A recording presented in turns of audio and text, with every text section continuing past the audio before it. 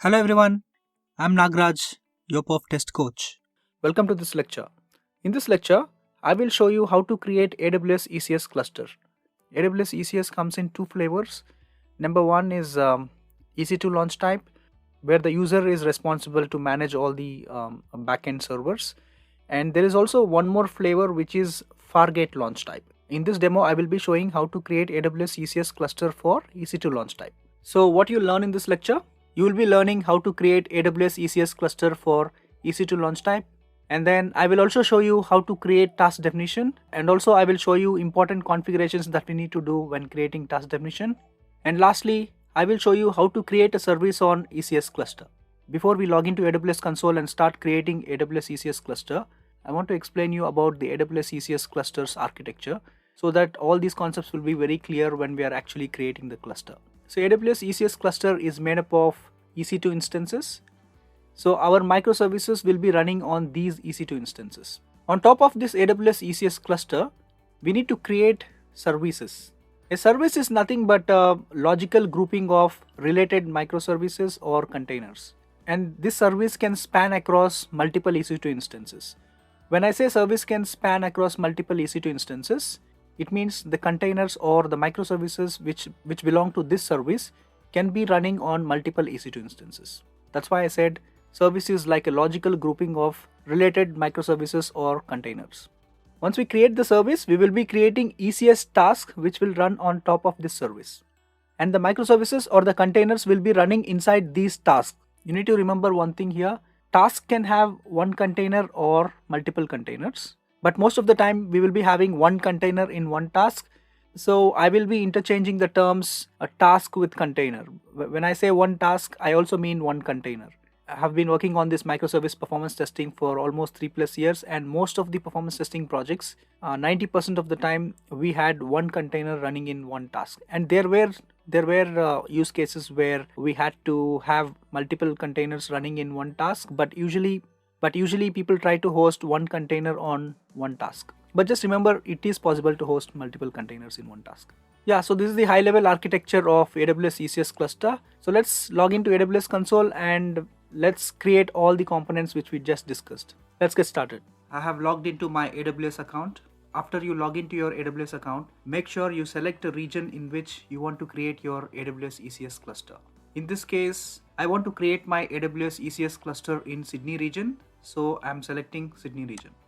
After you select the region, then go to services, search for ECS Elastic Container Service, and then click on clusters. Let us create a new ECS cluster. Click on create cluster button. Here I will choose EC2 Linux plus networking, and then click on next step. Here you can give any name for your cluster.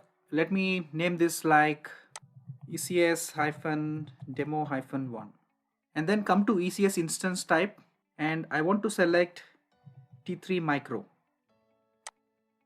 Initially I want to have only one ECS instance in my cluster, so I'm not changing this number.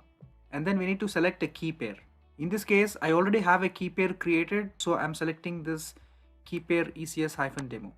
In case if you want to create a new key pair, then what you have to do is you can go to services, EC2, and if you scroll down under network and security section, you will see key pair.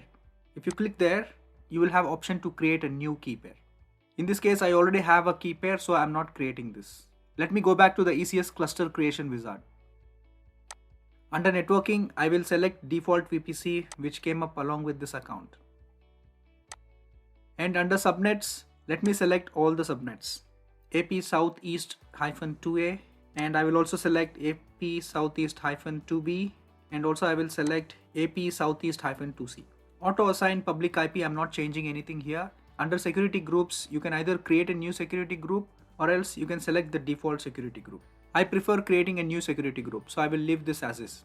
Currently, this security group is allowing traffic only on port 80, but we might have to open other ports so that application load balancer can send traffic to these EC2 instances. So for now, I'm not making any changes. I will edit these security groups a bit later. And under container instance IAM role, we need to select a IAM role. I already have ECS instance role created, so I'm selecting that. But in case if you don't have IAM role created, you can do this under IAM. Let me show you how to do that. If you go to services and search for IAM and then go to roles, here you'll be able to create roles. I already have ECS instance role, that's why I'm not creating it. When you're trying this out, maybe first you need to create ECS instance role and then attach this to your ECS cluster. Let me show you what policy I have attached to this ECS instance role. Currently this has got only one policy, which is Amazon EC2 container service for EC2 role. So in case when you're trying this, so make sure you have a role created which has this policy attached to it. Okay, let me go back to ECS cluster creation wizard. If you wish to add any tags, you can add it. For now, I'm just leaving it as default. It is good to enable this container insights. So you can write SQL type of queries and then you can query your logs. So I like this option, so I'm keeping this enabled. Once you have filled all these things, click on create button. ECS cluster creation will take less than 1 minute. So let's wait. Okay, the cluster creation has been completed. If you click on view cluster, so now what we have done is we have just created a ECS cluster and we have added one EC2 instance to it. But currently there are no services running on this ECS cluster. It is an empty cluster. So to host any microservice, we first need to create a new service on this ECS cluster. Before creating a service, first we need to create a task definition. So let me show you how to create a task definition. Click on this task definitions and you can click on create new task definition. For this demo, I want to create a task definition for EC2 launch type. So I will choose this option and then click on next step. You can name your task definition something like, and selecting a task role is not mandatory. So I'm not selecting any task role here. And under network mode, I will leave the default network mode. Default network mode for Docker will be bridge type. For most of the projects, we use this bridge type network mode. So I will leave it as is. And I don't want to give any memory limits for my task because my microservice will be running inside this task, and if I give any value here, say if I give 200 MB here, my microservice cannot take more than 200 MB. But initially when I am starting my performance testing, I don't know the exact CPU and memory requirements for my microservice. Basically what happens is whatever you configure here, that will become a hard limit for your microservice, which means your microservice cannot take more than the configured memory. That is the reason I'm not configuring any hard limits for my microservice. And also I'm not configuring any CPU units here. If you configure any CPU units here, this also acts like a hard limit. Your microservice will not be able to take more than this limit. Okay, so next, now we need to add a container to this task. So to do that, you need to click on add container button. And here you can give a name for your container. So I will name it something like ECS-demo-1. You need to specify the Docker image to be used by this container. So let me get the Docker image from ECR. Let me go to services, ECS, and then click on repositories. Currently I have 2 repositories. For this demo, I want to use a Node.js service. So click on this and then copy this image URL. Let me go back to the task definition creation wizard and I will paste the Docker image URL here. So when my container is starting, it will use this image to start a container. Private repository authentication is not required, so I'm not configuring it.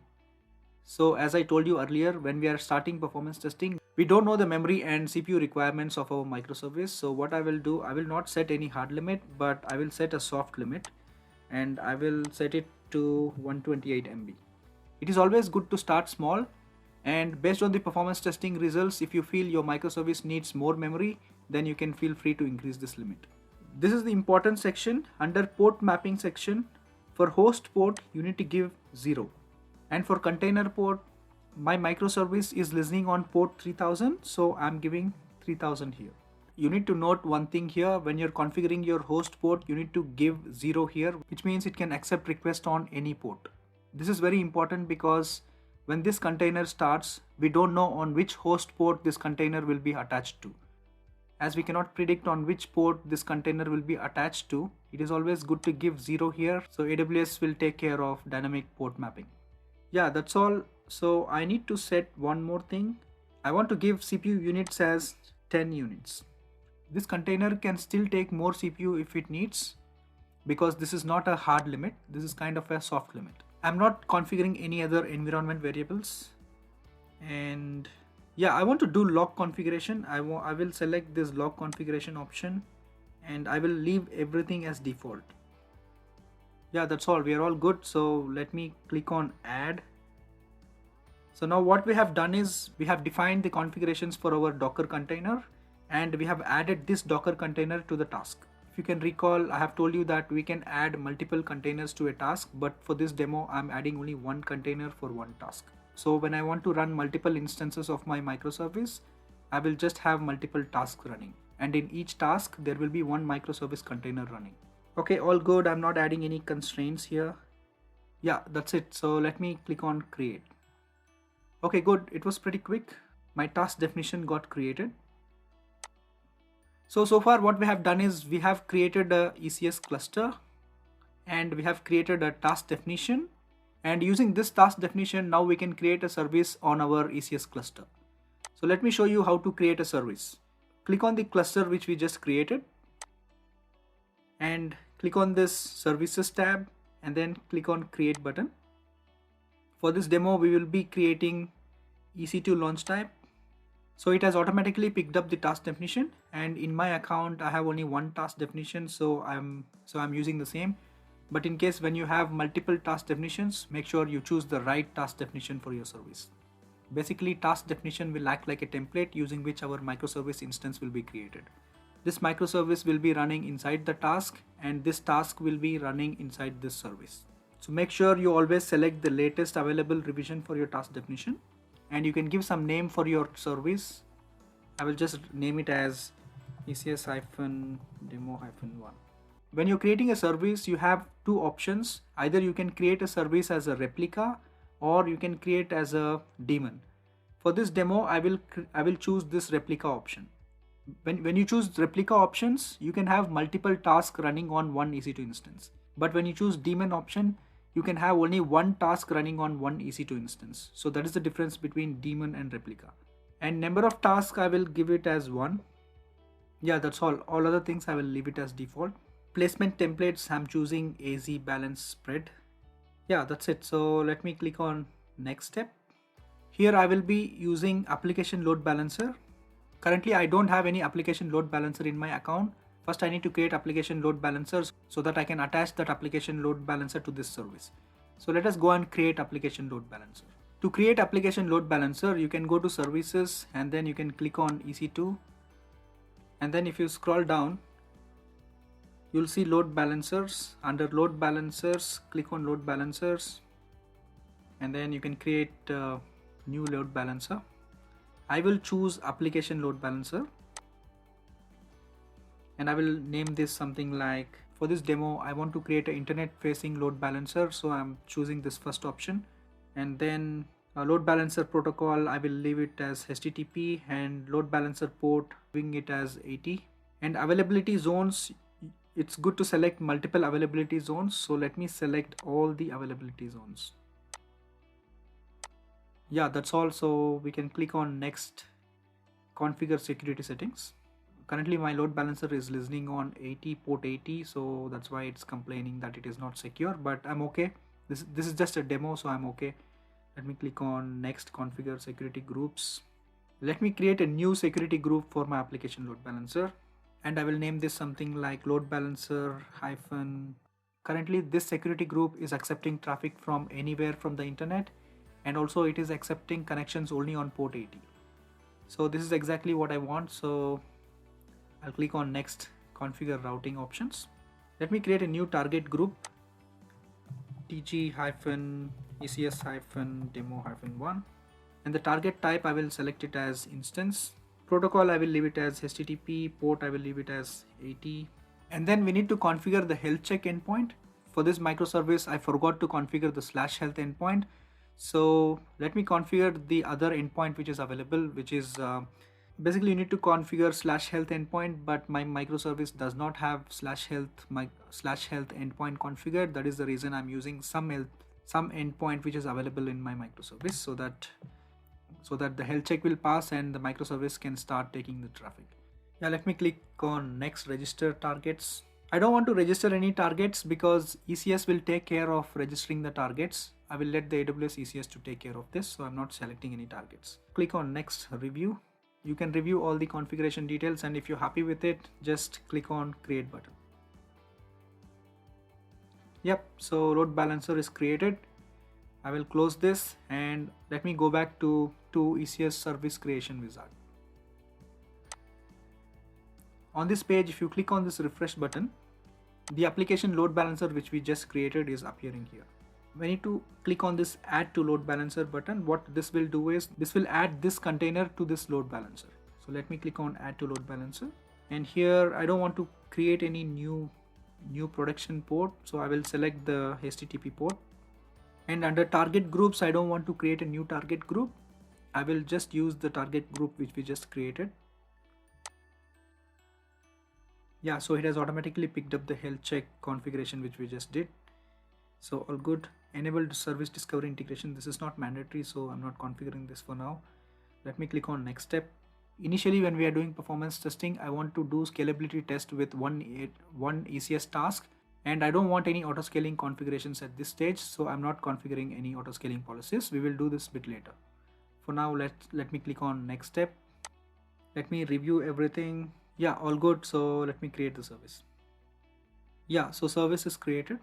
If you click on this view service, you can see that one task is already running, but this task might not be accepting connections yet because it will take some time for the health check to pass. Only after the health check has passed, this task will actually start taking the traffic. So let me test it out. Let me go to the cluster. We have a service created and we also have one task running. Let us test and see if we are getting response from this microservice. In order to hit this microservice, we need the load balancer URL. So let me go to load balancer. Okay, the load balancer state is showing as provisioning, so we need to wait until this turns into active. Let me click on the refresh button. Yeah, so it's active now. Now we need to copy this DNS name using which we will be able to hit our microservice. So let me copy this. Let me go to the browser and then oops, it's not working. So something went wrong. I know what is the reason for this, because currently, let me check the security groups. If you go to the ECS cluster and if you go to ECS instances, so this is your instance, so click on it. If you scroll down, this is the security group which is attached to this EC2 instance. So let me click on it, select this security group. If you see the inbound rules, currently it is accepting traffic only on port 80. So let us check on what port our container is attached to the ECS host. To check that, you can go to target groups. So let me go to target groups. If you go to application load balancer and if you click on this listeners and if you click on this target group ECS demo -1 and then click on targets.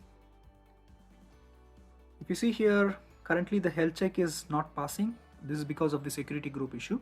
If you observe this, container is attached to port 32769 of the host. We need to open traffic on all these ports so that the health check can pass. So to fix that, let me go to security groups and click on edit inbound rules and let me open all the TCP ports. Now the port range has changed from 0 to 65535. So let me click on save rules. Okay, security groups has been updated successfully. Now let us wait until the health check passes. Once the health check passes, we will be able to hit the microservice. So let's go back to target groups. Yeah, it still says draining. Let me refresh this. Yeah, all good. So I can see one health check has passed, which means now our microservice is ready to accept the traffic. So let us test it out. Let's go back to the browser. Let me refresh this page. Okay, cool. So it's working as expected. So let me summarize what we just did in this lecture. We first created ECS cluster and then we created a task definition. And using this task definition, we created a service on our ECS cluster, which is ECS-demo. And then we made some changes to the security groups, and after which the health check has passed. So now the microservice is ready and it is accepting connections. Yeah, so all good. So that's all for this lecture. I'm Nagraj, your Perf Test coach.